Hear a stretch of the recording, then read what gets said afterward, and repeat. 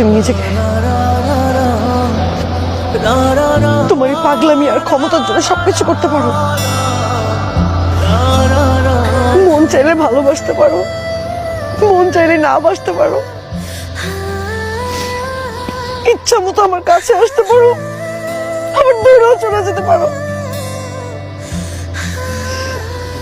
সবকিছু তোমার ইচ্ছা। শুধু নিজের ভালোবাসাটাই বুঝছো, সেটাই বোঝানোর চেষ্টা করছো।